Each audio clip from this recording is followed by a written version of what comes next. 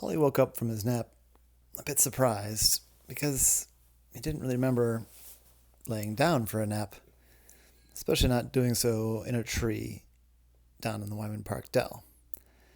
But that was undeniably where he was, and it certainly felt like he was waking up from a nap. And it was a lovely, warm summer day, so maybe that, he's been working pretty hard. Maybe he just decided to take a nap and was just that tired he didn't even remember doing it. In any case, he didn't want to sit around in a tree, so Ollie climbed his way down. He looked for his watch, but he wasn't wearing it.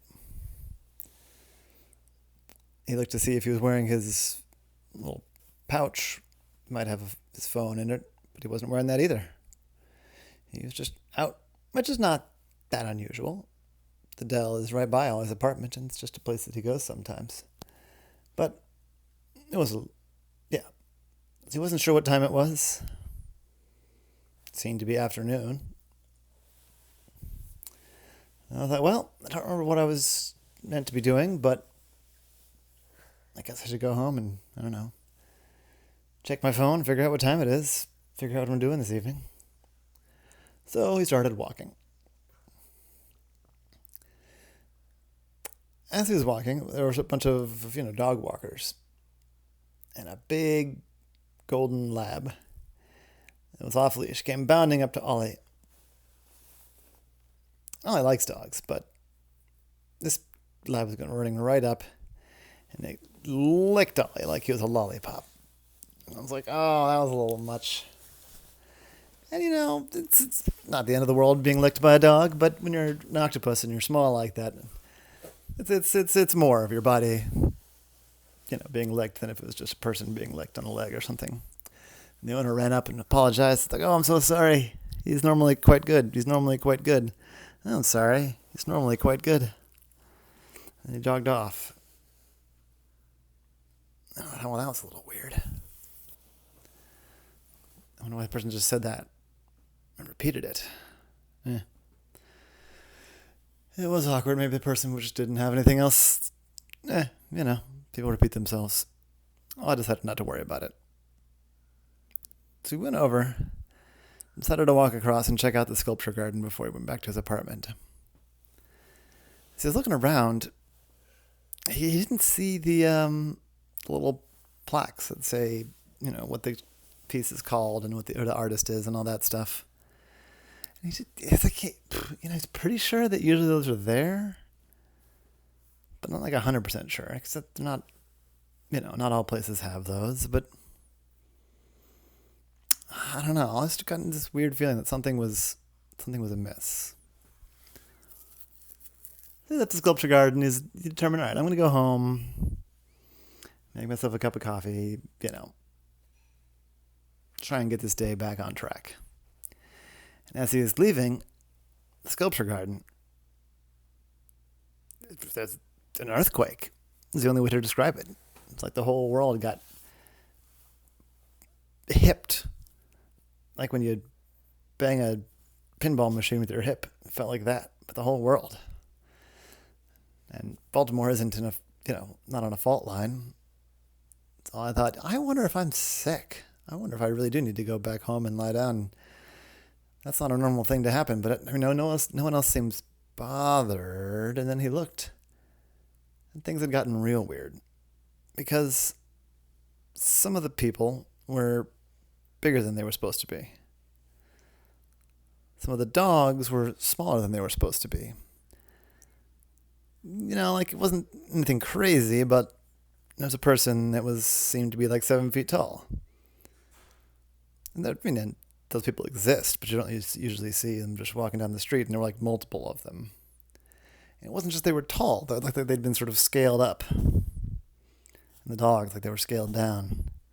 And other people were perfectly normal. It was weird. But that wasn't even the weirdest thing, because it was like the people were pixelated. Like they were being rendered poorly by a computer. Some people even were, when they were far away, if I looked carefully, they weren't even really fully fleshed out. They were just like a sphere on top of a cylinder with some smaller cylinders sticking out of them. And then as they got closer, more detail filled in. And I was like, that's really weird. He tried to call Wally, but then he remembered he didn't have his phone. Because normally when something really bizarre is going on, Wally the Wizard is involved, but I was like, all right, I gotta get home. I gotta get my phone. I gotta figure out what's going on. So he headed back to his apartment. Well, he tried, but the door wouldn't open. His combination wouldn't do anything. In fact, it didn't even feel like the keypad that he uses to get in, like the buttons were being pressed. This is getting weird. This is getting real weird. But Ollie remembered that he didn't usually lock his windows. So it's like, all right, I'm going to climb up. So he started climbing up the side of the building, which is not the easiest way to get into one's apartment, but for an octopus, especially all the octopus, it works. He's up pretty near, I think it's like third floor from the top, roughly. So he climbed and he got to his window and he pulled his window open. And that's when things really got weird. Because, well, Ollie was glad that he was already gripping the window and was partway through when he looked, because when he looked at his couch, what he saw was an octopus. And Ollie couldn't be entirely sure, but it seemed like it was, Ollie the octopus, like it was him, sitting on the couch with VR goggles on. He thought, well, that's really weird. He looked around,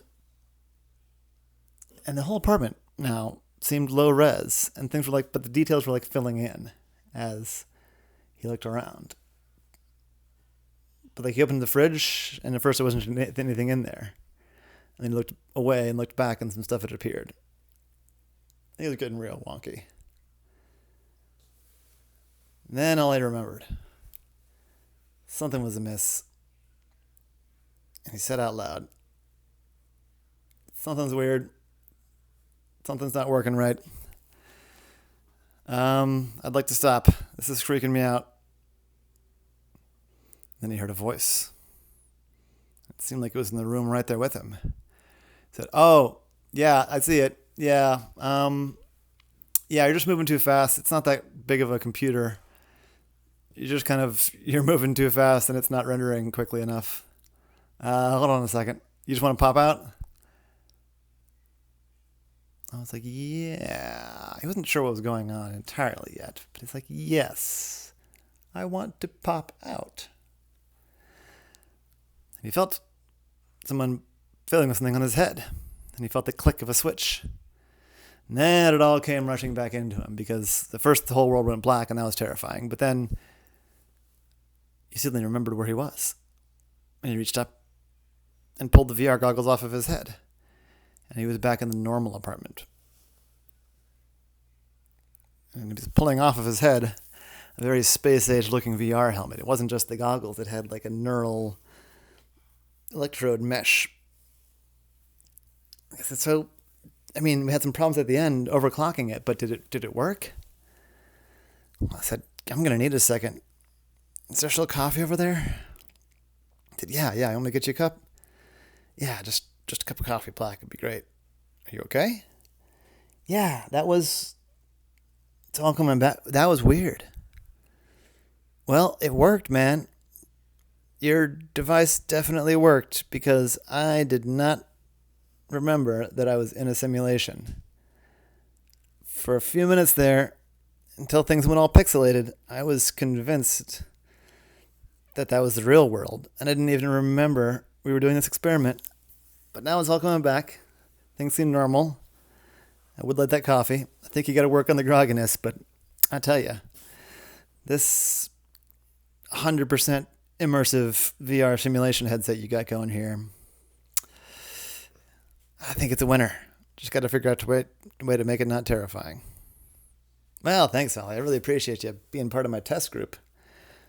You're the first non-human I've tried it on, and I'm really pleased that it worked. It seems to work better on you than on the humans. They still had that. They said it was like a lucid dreaming, but you said you didn't even realize. I said, yeah, I don't know. I guess you gotta try it on like a dog or a horse next. I said, do you know any talking dogs or talking horses? I said, give me that coffee. I'll see what I can come up with.